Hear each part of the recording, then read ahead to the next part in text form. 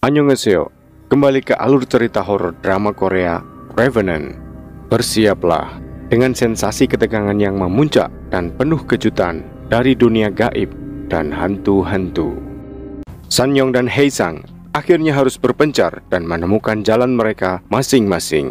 Perpecahan di antara mereka semakin melebar ketika mereka telah memahami lebih banyak tentang roh jahat dan asal-usulnya.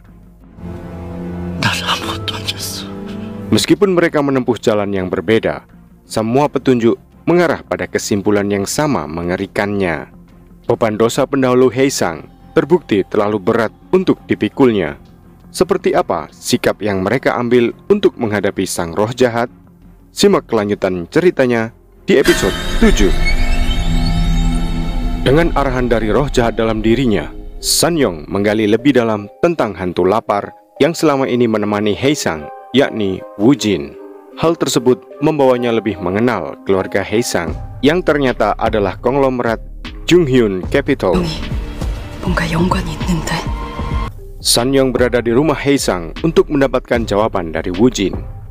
Woojin memberitahunya tentang seorang wanita bernama Choi Man-wol yang merupakan seorang dukun yang telah menciptakan roh jahat dalam diri Sanyong. Setelah itu, Sanyong melihat sekeliling rumah, dan saat ia menyentuh pecahan keramik antik yang ditemukan Haesang, ia mendapatkan sebuah penglihatan gaib. 최만월이란 여자를 찾아. Sementara itu, Haesang sedang bersama perempuan ahli kitab suci untuk mendapatkan lebih banyak informasi tentang ibunya dan Gangmo. Wanita tua itu memberitahunya bahwa Gangmo dan ibunya bekerja sama dan memintanya untuk membacakan sutra untuk seorang anak yang telah meninggal. Wanita tua itu menjelaskan bahwa anak tersebut adalah saudara kandung Haesang. Haesang terkejut mendengar hal ini. Namun ia teringat keyakinan lama di Baekjagol yang mengatakan bahwa anak kedua harus meninggal. 죽어야 돼. 그 태자기를 만들기 위해 희생당하는 애는 꼭 둘째여였습니다. Di tempat lain, Munjun mencari petunjuk melalui berkas-berkas kasus lama. Dia menemukan kasus Choi Man-wol pada tahun 1958. Wanita itu dicurigai terlibat dalam penculikan dan pembunuhan Lee Muk-dan. Munjun mendapat telepon dari Haesang yang memintanya untuk bertemu dan bertukar informasi. Setelah mendengarkan pendapat Munjun tentang kasus ini, Haesang memintanya untuk membantu melacak keluarga Choi Man-wol. Haesang juga memeriksa berkas kasus Choi Man-wol dan melihat daftar 5 benda yang seharusnya dapat menyegel roh jahat. 5 개의 물건. 거기도 조사해보면 뭐라도 나오겠지. Sanyong menelpon Haesang menanyakan apakah dia menyembunyikan sesuatu darinya. Haesang menyangkal tuduhan tersebut, namun Sanyong tidak mempercayainya dan terus melakukan penyelidikan. Melalui lencana pada jas seragam sekolah Woojin, Sanyong mengetahui bahwa Woojin adalah seorang siswa di SMA Jangil. Bersama Hongse, Sanyong kemudian mencari tahu banyak hal tentang Woojin dengan melakukan penyelidikan di sekolah SMA Jangil. 그리고 눈에 쌍꺼풀이 있었어요. 알아요?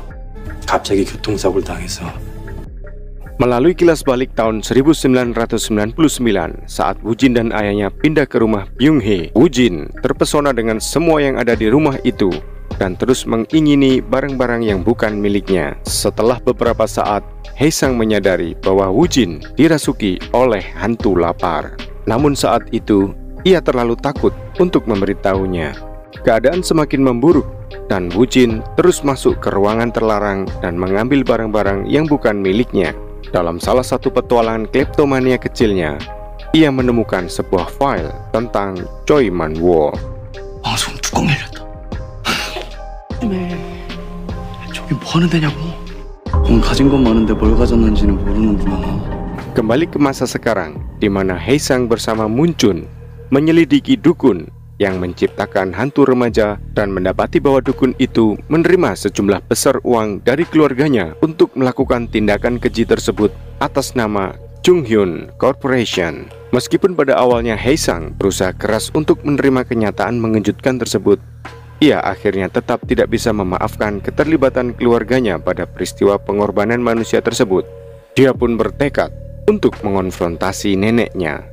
Persisnya pada tahun 1958, perusahaan keluarga mereka, yakni Junghyun Corporation, menghadapi masalah besar. Kakek dan nenek Haesang mengambil tindakan drastis dengan menyewa seorang dukun untuk membuat hantu remaja.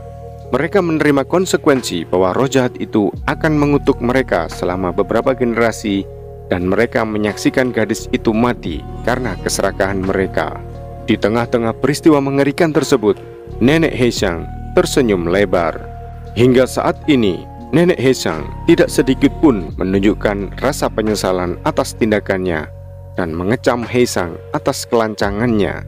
Nenek Haesang justru mengingatkannya bahwa dia hidup dalam kemewahan berkat keputusan mereka di masa lalu. Jika bukan karena ibu Haesang yang telah menghentikan roh jahat itu, mereka pasti akan lebih kaya raya. Pengakuan nenek Haesang tersebut membuatnya sangat terguncang dan segera pergi meninggalkan rumah tersebut.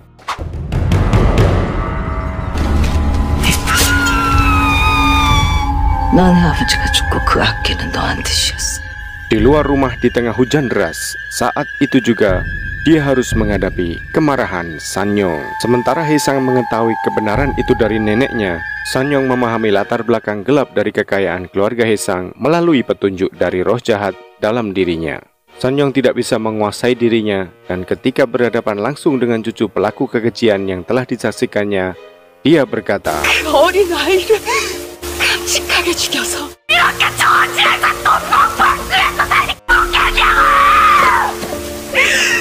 kemudian meluapkan semua amarahnya.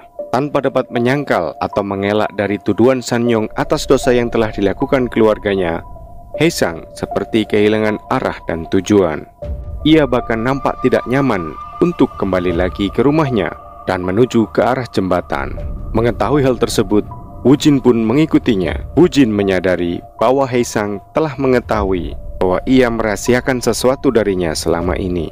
Woo-jin akhirnya menceritakan peristiwa kilas balik pada malam ketika dia mengetahui sesuatu yang seharusnya tidak diketahuinya, yakni saat Gangmo menanyakan cara untuk membuat hantu remaja kepada neneknya. Woo-jin sebenarnya khawatir bahwa Haesang tidak dapat menerima kenyataan bahwa kekayaan keluarganya berasal dari hasil ritual terlarang yang menumbalkan seorang gadis untuk dijadikan hantu remaja. Inilah alasan mengapa selama ini dia tidak pernah mengungkapkan kebenaran ini kepada Haesang.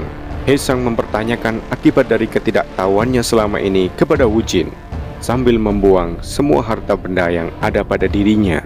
Merasakan keputusasaan Haesang, roh-roh itu mulai berkumpul di sekelilingnya untuk menyeret jiwanya menuju kegelapan. Namun, Haesang terlalu fokus pada kebenciannya terhadap dirinya sendiri, sehingga mengabaikan peringatan Woo-jin. Hingga akhirnya, Woo-jin memutuskan untuk menghalangi roh-roh tersebut dengan cara membiarkan roh-roh itu membawa dirinya. Ketika Woo-jin telah menghilang ke bawah jembatan, Haesang berteriak memanggil satu-satunya sahabatnya tersebut dan menyadari bahwa sahabatnya kini telah meninggalkan dirinya sendirian di dunia ini. 네가 그 악기를 찾아내지 못할 거라고 생각했어. 갈게. Sementara itu, Sanyong kembali ke rumah neneknya dan memberitahu roh itu bahwa dia akan mengembalikannya ke tempat yang seharusnya. Akan tetapi, roh itu mengatakan kepadanya bahwa dia juga pasti menginginkannya sama seperti ayahnya. Melalui pandangan matanya yang kabur, ia akhirnya ditunjukkan oleh roh itu bahwa ia mewarisi kelainan atrofi optik yang langka. Hal inilah yang menjadi alasan kuat mengapa Gangmo dirasuki oleh roh jahat itu. 네 아빠가 그랬던 것처럼 너도 날 원하게 될 거야. Sampai di sini, cerita akan bersambung ke episode berikutnya. Terus dukung channel ini dengan menekan tombol like, subscribe, dan tinggalkan komentar. Annyeong.